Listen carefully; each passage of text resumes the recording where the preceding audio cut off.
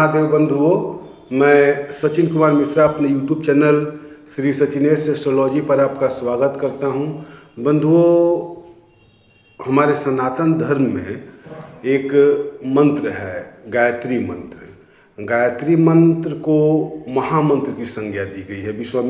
ऋषि विश्वामित्र इसके रचयिता हैं, तो गायत्री मंत्र को महामंत्र की संज्ञा दी गई है। महामंत्र अर्थात सबसे बड़ा मंत्र, सबसे बड़ा मंत्र।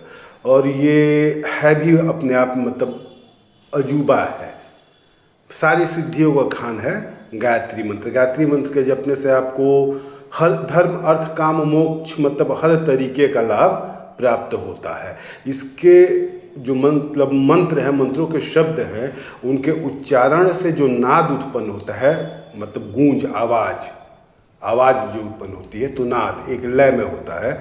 वो नाद इतना महत्वपूर्ण है कि हमारे पूरे शरीर पे बहुत ज़्यादा असर डालता है।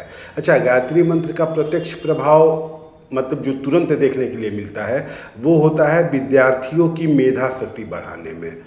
विद्यार्थियों की मेधा शक्ति मतलब स्मरण शक्ति बढ़ाने में, कि उनका दिमाग तेज हो, याद करने की क्षमता बढ़े और पढ़ने में, पढ़ाई में मन लगे, अध्ययन में मन लगे। क्योंकि दिमाग कितना भी तेज हो, अगर आपका पढ़ाई में मन नहीं लग रहा है तो फिर कोई तेज दिमाग का कोई अर्थ नहीं होता है। तो गायत्री मंत्र विद्यार्थियों के लिए भी रामबाण है, विद्यार्थियों के लिए भी रामबाण है गायत्री मंत्र। लेकिन सबसे बड़ी बात यह है कि जो मंत्र होते हैं, तो मंत्र को पढ़ने की एक खास विधि होती है। ये कहना कि बस भक्ति है तो हम मंत्र पढ़ लेंगे और उससे उसका लाभ मिल जाएगा, ऐसा नहीं होता है।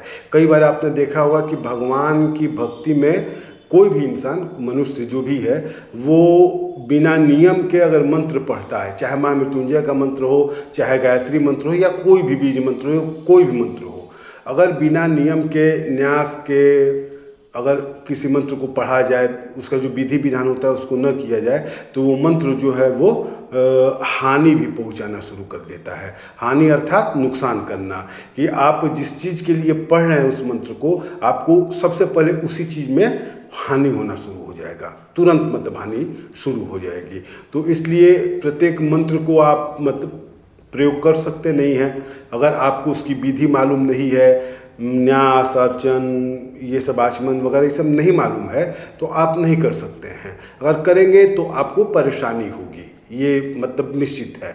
तो इसके लिए हमारे यहाँ कई ऋषि महर्षि जो है वो मतलब ऋषि महर्षि एक तरह से वैज्ञानिक ही थे, साइंटिस्ट थे, जिन्होंने ध्वनि के नाद को पहचाना और उसका प्रयोग, उसका लाभ समझा कि कौन सा मंत्र जो है वो कब पढ़ा जाए और किस रूप में पढ़ा जाए। और कुछ ऐसे मंत्रों को भी उन्होंने बनाया जिसे साधारण मनुष्य भी पढ़ ले, साधारण इंसान पढ़ ले, जिसे मतलब उतनी जानकारी नहीं है पूजा पाठ की, वो भी सिर्फ भक्ति भाव से उस मंत्र का जप करे तो उसको लाभ मिलेगा।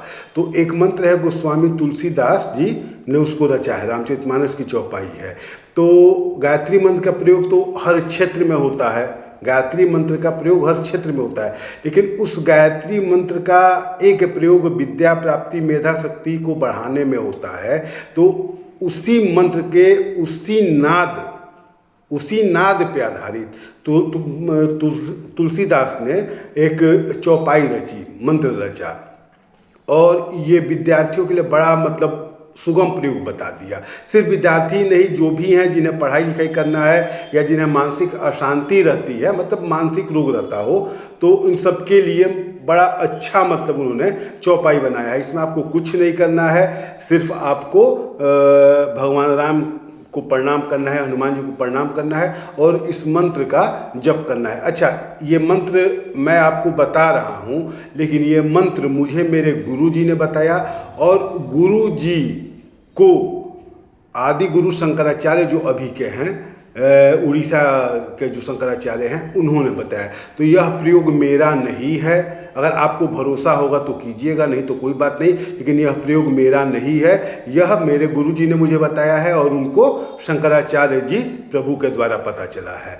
तो शंकराचार्य जी के बारे में कुछ भी बताना सूर्य को दिया दिखाने के समान है, तो इसलिए मैं उनके बारे में कोई तारीफ कर ही नहीं सकता। हिंदू धर्म के सनातन के वो एक स्तंभ हैं, तो ये उनका प्रयोग है और मैं उनका प्रयोग बताने जा रहा हूँ। मतलब स्पष्ट ये है कि ये मेरा अपना प्रयोग नहीं है, ये मैंने किसी पे मतलब खुद से नहीं आजमाया, मेरे गुरु जी ने मुझे बताया, उसके बाद मैंने अन्य लोगों पे आजमाया, सबको लाभ मिला, इसलिए मैं ये मंत्र बता रहा हूँ। इस मंत्र की विधि बस इतनी है कि रात्रि में 9 बजे के पश्चात नहा धो करके आपको 40 बार पढ़ना है। कितनी बार पढ़ना है? 40 बार। और कितने दिन तक पढ़ना है? 40 दिन तक।